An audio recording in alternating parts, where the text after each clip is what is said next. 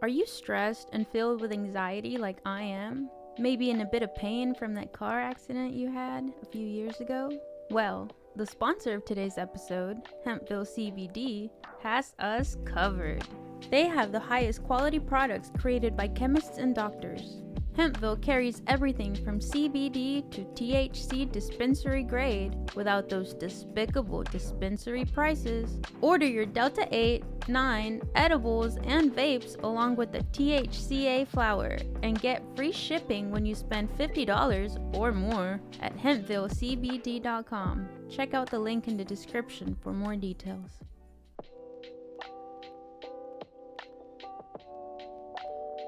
Welcome to the Filmistines, the podcast where we discuss all things movies. Join us as we dive deep into the latest releases, revisit classic films, and explore the art of cinema. Whether you're a film fanatic or just love a good flick, we've got you covered. From Hollywood blockbusters to indie gems, we'll be breaking down the storytelling, the cinematography, and everything in between. So grab some popcorn, sit back, and get ready for some cinematic magic. If you like what you hear, please consider subscribing to our Patreon at patreon.com/Filmistines. We offer tiers at the $1, $5, and $20 level, where the $5 tier will grant the ability to request films for future episodes. This is the Filmistines, where movies are more than just entertainment, they're an experience.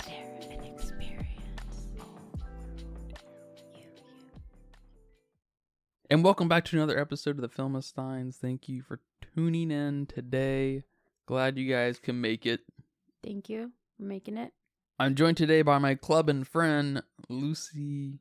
Hello, everyone. You can join us every Monday, Wednesday, and Friday for brand new episodes of the Filmistine. Some recent episodes include When Evil Lurks, The Passion of the Christ, Sound of Freedom, Mice of Men, the 1992 one, and What's Eating Gilbert Grape. But today we are discussing the 1999 classic, David Fincher's Fight Club. Well, we watched it. We watched Fight Club, and I guess I am reporting back that it's okay. It's got the very annoying late 90s, early 2000s music and shooting style.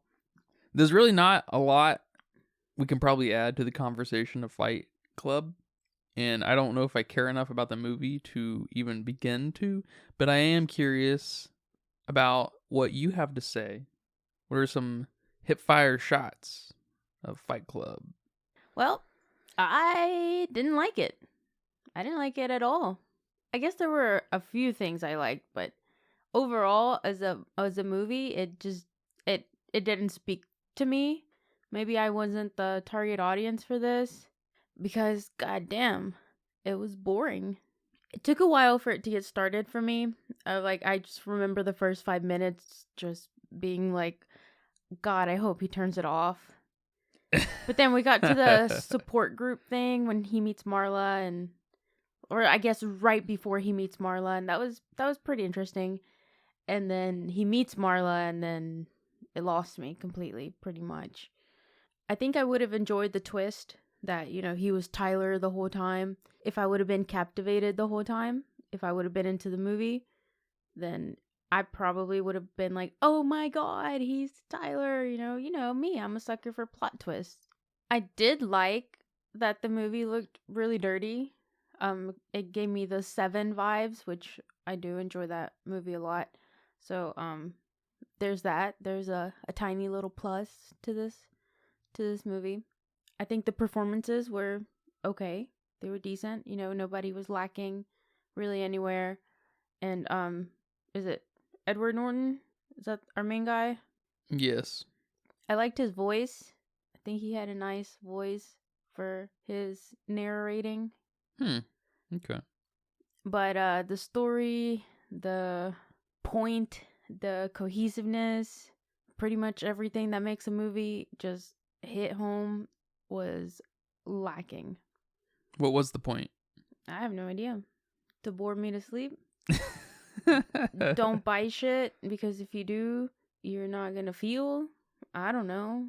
If you hate your job, quit it. Go beat up some people to feel something. No clue. All men are secretly homosexuals? I don't know. There's a point there. Somewhere in there. I know there is.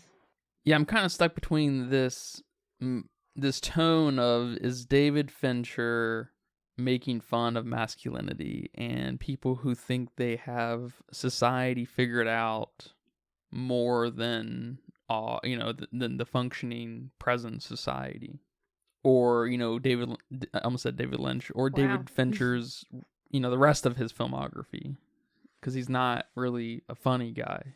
Right. No, I don't think any of his other films. I haven't seen all of them. I've seen most of them, maybe with the exception of one or two. I haven't seen Mank, but they're not funny. They're kind of ultra uber serious. Yeah. And not in a melodramatic, theatrical way either, but just I guess in a kind of crime, and that maybe makes sense why he does a lot of crime films, is it kind of, all of his films kind of take that serious crime angle. But I can't get away from the fact that this film feels like it's making fun of how gay masculinity is. Yeah, there's definitely a lot of sexual tension. Yeah. In many of these scenes, and not just the fighting scenes. Yeah. The closetness, the discovery of connecting with other men on a deep level, finding emotion and feeling in that, the soap, the borderline rejection of heterosexual intercourse. It's just a little oddly, specifically gay man. And I kind of wish it embraced it a tinge bit more, because I feel like it would have hit home a little more. But it may have been also a little bit more offensive to someone, I'm not sure.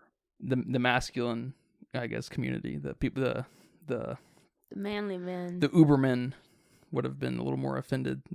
Kind of the fact that they're the secret, kind of praising of each other's masculine achievements is just kind of a funny thing, I guess. But so I'm just a little stuck between a rock and a hard place, if you will. And it's probably, nothing new that's been really said before. I haven't looked too deeply into Fight Club. But I have seen that it's a widely studied film. It's just a little odd because it's not very deep, I don't think, in anything it has to say. It's very kind of on the nose and maybe a little messy at places, and it works if it is trying to be funny, but its tone just totally blurs it out where I can't really quite get to the nut of it. So I will say I did like a lot of it, just not together. So it's kind of hard to score in my mind too. Yeah, I can see that for sure. And I definitely liked the therapy AA style meetings in the very beginning. Mm-hmm. The intro is very good, I thought. It was hard to get a grasp on where things were going, but that, can happen in a 2+ hour movie. You have a longer introduction a lot of times, especially when you have a high octane movie like this. It's just like, what is going on and stuff. And I like the introducing of Helena's character, Marla, right? Yep.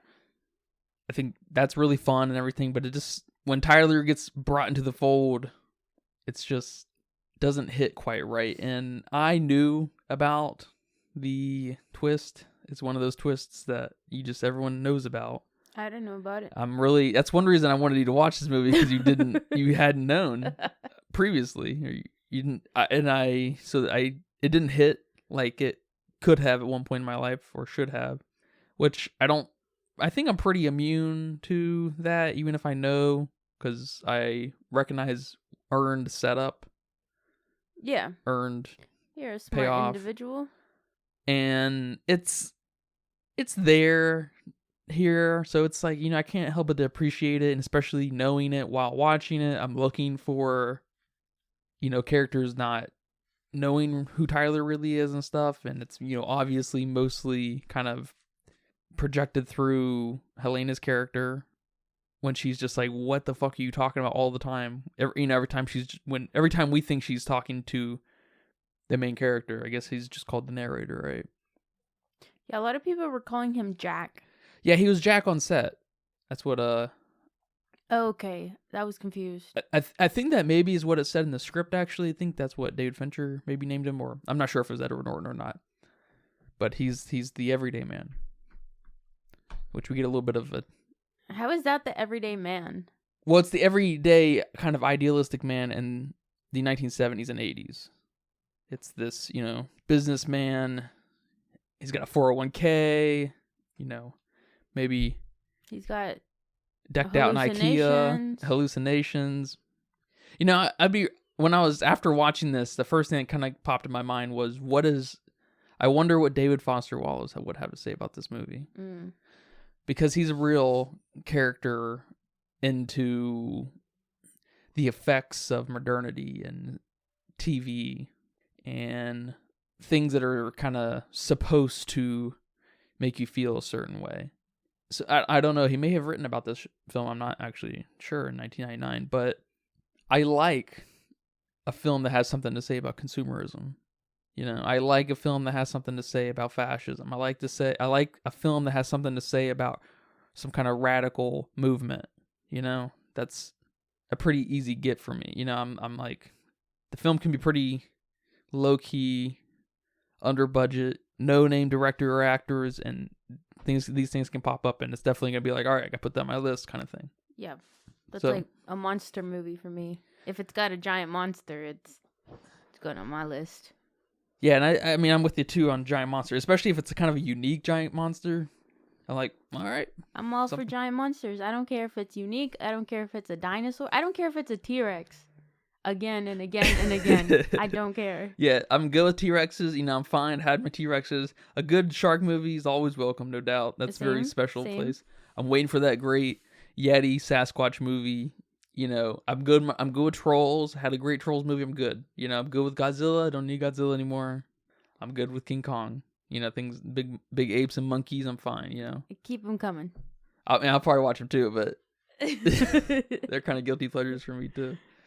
Especially in the new Kong versus Godzilla, where Kong sits in that big chair. All right, you've got me for the rest of the series. Him sitting in that big chair with the people. Yeah. That's awesome. I love that. It's very visual. It's very video gamey or something. I don't know. Something really satisfying about seeing that, even though it's 100% CG. It's like, I don't know what that is. It's funny. That's probably the best part of that movie too, when they go through the earth and everything at the very end. Yeah, that was cool. But I'm really, I want to. It's, I guess, Fight Club lives in the space of my mind. So these are, I guess, more than anything, really preliminary thoughts. I'm gonna have to sit with this movie for a while, and I might have to give it another watch at some point, another year or two. Just let things kind of marinate in me, and it's kind of frustrating because I want to like this movie. Why do you want to like it? Just because of those themes? Or because everyone likes it? I mean, sure. And everyone likes it. There's a little bit of that, of course. I guess that's part of the thesis of the movie, though, is being, falling prey to just kind of trends, I guess. I guess. I guess. And of course, it's just, I don't know why it doesn't work. Of course, it's great that, we have someone like Brad Pitt representing this person who is trying to deconstruct the modern man, and he is the perfect representation of the idealistic modern man at the time, at least, and as his heyday, late 90s, early 2000s. And so it's kind of funny. It is, I don't know, it just keeps building this narrative that it's supposed to be funny, but it just doesn't come across like the director here, David Fincher, knows that it's funny, or else he's just got a weird sense of humor. It's as dry comes. A desert's too wet for him, and so I don't know. I'm really in a funny, I'm stuck in a really funny rut with this movie. It's been a few days since we've seen it now, and I just cannot get away from it. And I know how influential it was in cinema, and just, I don't know, it almost feels like a call to action movie. Call you to do what? Destroy debt companies? Don't let your materials consume you? Yeah. All we saw was an IKEA catalog. Mm-hmm. Go fight someone? Let your frustrations out? Okay. Yeah, it's kind of funny how the fighting, the rediscovery of feeling again evolved into a terrorist group. Yeah, that's weird. It's weird. It's very weird. And I can't help but to feel like it's making fun of people who think they have it, like people as in a movement, some kind of political group, organized people who think they have it figured out better than what's already actively, being exercised and practiced in society, whatever that looks like in whatever country. And there isn't an actual manifesto here.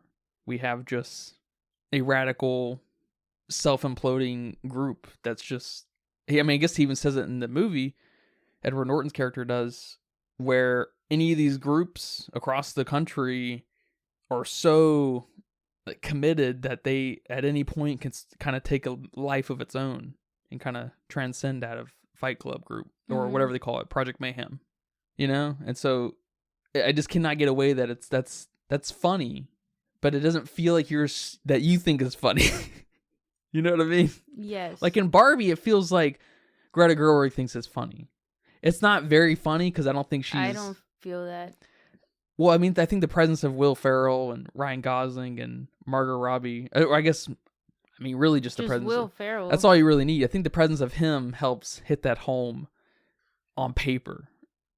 Now, in the movie, it's not very funny, but I think, I guess the little girl too, the high schooler, I think what she has to say is just so insane that you can't help but to at least smirk at it, at least on paper. Maybe not in execution, but it feels like it's kind of along those lines but even in a worst case with David Fincher, that he's so not funny that we just can't.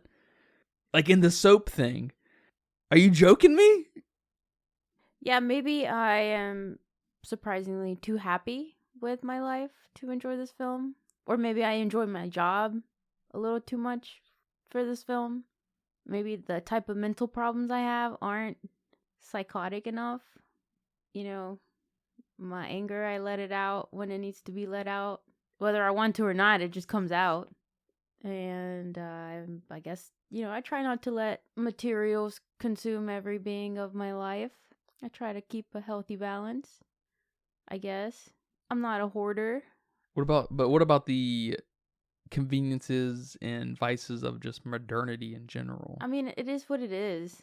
It's where we are. We can't do anything about it. And why would we want to? What are you going to do? Yeah, that's a lovely point. The movie kind of rejects and forgets that these things they allow us to live any life we want. They allow us to not have to be forced to risk our lives providing just food and the little bits of shelter that we could, 15,000 years ago, 20,000 years ago. I love the convenience of my iPhone. Oh my God. I would get lost going to anywhere in town. I guess I'm kind of the belief system that it's less, yes, you can be a slave of certain things on your phone and maybe the phone itself in some lights, but it's more than anything an extension of your brain at this point. Exactly. So it's keep it healthy, guys. Keep it healthy. If you're spending an hour on TikTok, maybe put the phone down. Yeah. You just struck a chord. The movie forgets that people have free will. And you don't have to go all in on... It's not all or nothing. It's not an all or nothing situation, although the internet will have you believe otherwise. But we see people go from, I guess, hating their lives to rediscovering what it is to be alive. Mm-hmm. And it's just, again, it just makes me think that it's making fun of, extremists in a variety of ways. You said it. If this guy made a lot of other movies like this, then yeah, we could follow that. We could agree with that. And it might be a better movie if that was the thought behind it. But I don't think it is either. Yeah, I don't know. And he's not, he doesn't have to make uber serious movies all the time. Steven Spielberg made Jaws and Schindler's List, but he also made BFG and Indiana Jones. God damn. This is the worst movie ever made. I tell you what. Talk about putting me to sleep. Yeah, Indiana Jones sucks. Oh my God. And there's some humor, I guess, in Aliens 3. Okay, there's a tinge of funny there, but I don't think I watched that. Did I? I think I only watched the first two. I think the first two. Yeah. So I don't know. It's just I'm just so stuck on that thought. I gotta flesh that out. I guess I need to read some thoughts on it to help me. Yeah, It might won't help you. It won't make me like the movie more, but it will place it a little better in my mind. Okay. Because this movie's not. The only thing I think that's really exceptional about this movie is some of the dialogue. Mm-hmm. But that's not what makes a movie. You know, the performances are good, but they're not.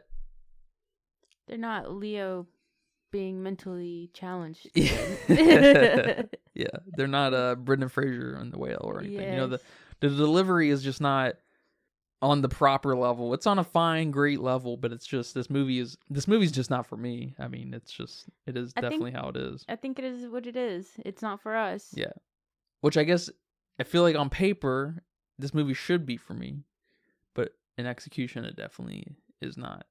Because you're a male with modern masculinity problems / consumer. I'm a relatively thoughtful person who likes thoughtful movies. Oh, gotcha. But maybe that's so. Maybe I don't know. Maybe that's the problem. That's the problem. Maybe that's the problem. Yeah, exactly. Another thing I wanted to bring up was, what was the point of Marla? To help us get the reveal?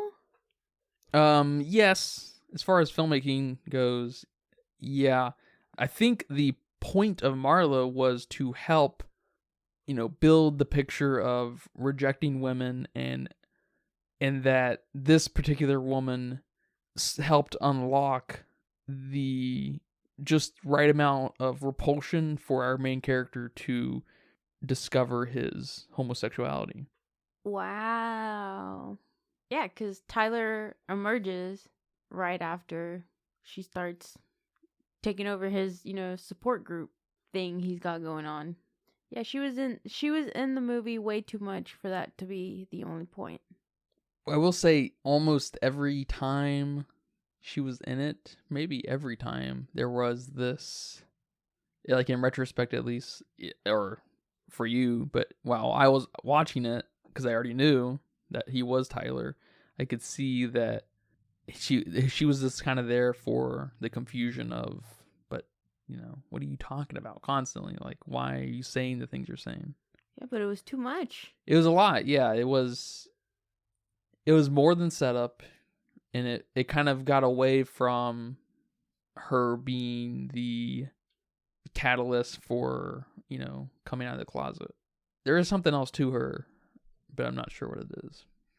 And then I guess the end would imply that he was wrong about his sexuality. It was kind of just a phase. Oh, yeah, because they're holding hands watching all the explosions. I probably would have liked it better if he died. I think he does die. I think that... Well, I think there's... Oh, I guess it's up for interpretation. But I think the bombs were in that building, too. Okay. So he will die. He more than likely was about to die. Yeah. And okay. she was, too. Okay. And all the guys who were going to get medical supplies. That was funny at the end there. They were like, "Are you okay? Do you need help right now?" It's like, no, I'm good. I did like a lot of the nitty-gritty production of it all, with all the guys working and stuff in the house, and like there's just a lot of moving parts, and it's really fun to see that on camera because I know how hard that is to control and to make that happen. It's really cool seeing that, and I like the factory nature of what they've got going, their operation. It's fun. The extreme. It's like they're terrorists, and they're making soap, and and they're spreading their ideology. It's it's spreading faster than the main character can even keep up with, because we find out that he's going days in, day out as Tyler, right? Yeah. Which, I don't know, maybe it would have been a little funner if Tyler kind of displaced the main character and we were just like, what happened to him? And then you can kind of, it's left up for interpretation that the main character was, or I should say that the narrator was a figment of Tyler's imagination, or that Tyler kills him or something. Like, it just kind of disappears at one point in the movie. Mm-hmm. And then Tyler's just left. That would, I don't know. I don't know about that. I think about that. But kind of just replacing him towards the last 25 minutes. I think I would have liked that better. But I guess him finding, because, he finds out he's Tyler by trying to find Tyler. So something would have had to be changed there. But the reveal was kind of weird. Not very good, because it was Stupid. exactly what he's trying to find Tyler, and in that process he comes to terms with that he is Tyler, and it's not very smooth. Yeah. It's not slick or anything. It's a little, I don't know. Not completely sold on the execution of that. Yeah, I was confused, really, on how he found out. Just because some guy called him Tyler accidentally or something. Yeah, it wasn't smooth. But like I said earlier, I did like how dirty this movie is. Mm-hmm. I did like the bruises, the blood, all that nasty stuff, like the fat falling out of the bag when they ripped it. That was pretty cool. I enjoyed that. Yeah, it definitely, the violence and everything was very cool. It was Yeah. very well done. It was surprisingly well done, actually. I'm surprised people don't look back at this movie as being more influential than fucking Matrix. This movie's, like, as far as like action goes, way cooler than the Matrix. I don't know why Matrix is looked at as some kind of seminal piece. At least I stayed awake, kind of. Yeah, Matrix, you didn't stand a chance. No way. Matrix is so bad. And I did like some of the, I know you said briefly that it had a lot of, of the 90s filmmaking techniques here, but I did like some of the kind of commercial looking shots, especially the one in the trash can. That was pretty cool. I liked it. The one in the trash can? Yeah. They did one. I think it was a trash can or like the Starbucks cup or something. They did several throughout. Like the close-ups? The extreme close-ups? Like the zoom in, and like you would zoom in and kind of ride with the trash. If I saw it, I'd know it probably. Yeah, if you saw it, you'd know which one, what I'm talking about. But that was it was very 90s, but I liked it. Yeah, the close-ups on like little things, like I remember, the last one I remember in the final parts of the movie was when the narrator was trying to undo the bomb, and it was like the camera was moving throughout the bomb and stuff. I'm just like, it was a scene like that, but with a trash can. But okay.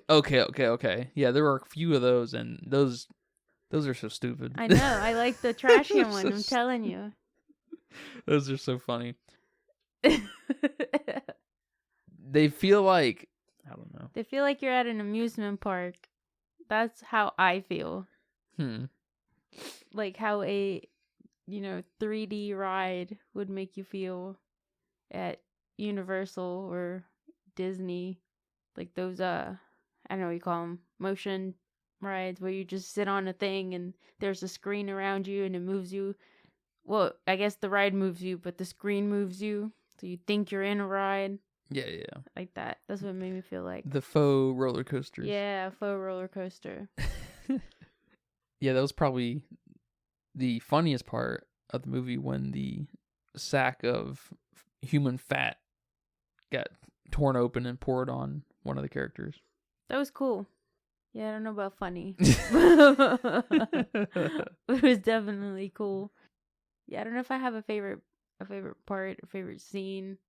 Yeah, mine was definitely just the A meeting style things. The Yeah. beginning part there was fun, and That was the best part. yeah. Other than that, I'm just like, I want to like it more, but it's just not gonna happen. Not gonna happen. I'm a little frustrated with, why is this such a studied film over some others. Maybe it was just a time and place kind of thing. 1999. Maybe. With Gen Z. I mean, with Gen X, and the kind of come to Jesus moment of kind of post-structuralism. Yeah, like that little speech he gave in while they were under in their little fight club. How he said that they're men of, I don't know what he called them, men of something, and they weren't part of a great big war, and I'm butchering it all up, but you know what I'm talking about. They didn't have a great war. They didn't have a great depression. Yeah. We're going through a spiritual war, and our lives are depressing. That one, that speech. The depression is our lives. Maybe we're all used to the depression now. There's absolutely something to be said about that, for sure. We're all friends with our anxiety, or by we I mean us, late millennials. Younger than 50. Well, I was just talking about late millennials and maybe 30 or younger. You're best friends with your depression and your anxiety. But people before us, older than us, have a real hard time with that. Whatever I'm trying to say. It's a very David Foster Wallace thing, man. And he's the kingpin in all this for sure. Yeah, so maybe we need a Gen X, a 30, 35 plus year old person to write in and tell us how they feel about this movie. I don't know how old they would have been in 1999. Yeah, the sweet spot probably would have been the 20-year-olds, 20-plus-year-olds at the time. Okay. So they'd be about 40 or so. All right, 40-year-old plus. Tell us what you thought about this movie. Because we're confused. Sort of. I'm confused. He's not confused, apparently, now. I'm just kidding. But I'm confused. Explain it to me. All right, man. Do you have a budget guess? I do. And this one was hard, too. They're all hard. I feel like I say that about all of them. And I was going to look up the Matrix budget, but I didn't want to look up the Matrix budget in case we ever cover the Matrix. So I didn't want to spoil it for myself. So I didn't look it up, and I went completely blind, and I went 20 million counting for inflation. 20 million counting for inflation? Yeah. Okay. Oh, that doesn't sound right. I'll let you re-guess if you want. No, go ahead. I have no idea what I would re-guess. It says here that it was 63 shit. to 65 million, so you're way off. You're quite a bit off. It went on at the box office. It went on to make 101 million. Wow. So after renting and everything, yeah, the movie's gone on to make quite a bit of money, probably. That's good. Because I wonder. I guess I'm kind of curious. In 1999, late 1999, when it came out, was it a big hit or did it take some time? 100 million. It sounds like that's a mild hit. A good hit or a bad hit? A mild hit. Brad Pitt is one of those really expensive guys. 1999 though, 1998 when they paid him, I'm not sure, because I could see him being like a $30 million billing. That's half of their budget, so that would end up, they'd have to make a lot of money to recoup that. But I'm not sure. But yeah, cool. I just want to ask, why is this not on Disney Plus? You know what I'm saying? Why would this be on Disney Plus? It's a Fox property. Simpsons is on Disney Plus. Where's Fight Club? Yeah, they don't want to expose children to this violence and. Well, they just put it under the MA, rating, and you know how children, you have to make an account for mature content like that. Yeah, I think you do. So they can just do that, right? I don't know. Thought that was kind of funny. But yeah, man, thank you for watching this film and talking about it with me. I don't really know if we straighten anything out for me. I think it's just gonna take some time with this, and it's just not. It doesn't speak to me enough in the right ways for me to, kind of place it in that top echelon of movies that kind of live rent free in your mind. It's not there. In a week, this is probably gonna be forgotten forever. So yeah, it's already been forgotten for me. But you're welcome. Thank you for trying to keep me cultured. Yeah, it's an important film, no doubt, to the landscape of, film history. I'm glad we finally got to this. It's, we've had 23 years and we're here. We did it. Woo. Woo. Remember, every Monday, Wednesday, and Friday, you can catch new episodes of the Filmsteins. Go over to our Patreon. Drop by, give us $1, write a comment. Just say something vulgar. I don't even care. Anything at this point. I care. Leave nice reviews on Google Podcasts and Apple Podcasts and YouTube, though, so I'd appreciate that. Well, maybe they can leave nice reviews for me and be vulgar towards you. What if they said, that's a nice fucking podcast? That's kind of vulgar and nice. Oh, okay. Yeah. All right. I guess that could work. But until next time, take care. Bye-bye. Bye-bye. And that's a wrap for today's episode of the Filmsteins. Thanks for tuning in and joining us on our cinematic journey. We hope you enjoyed our discussion and gained some new insights and perspectives on the world of movies. Don't forget to subscribe to our podcast on your favorite platform, especially Patreon at patreon.com/Filmsteins, and follow us on social media for more film-related content. We love hearing from our listeners, so if you have any feedback, suggestions, movie recommendations, or book recommendations, please feel free to reach out to us. Until next time, keep watching and keep loving the magic of movies. This is the Filmsteins, signing off.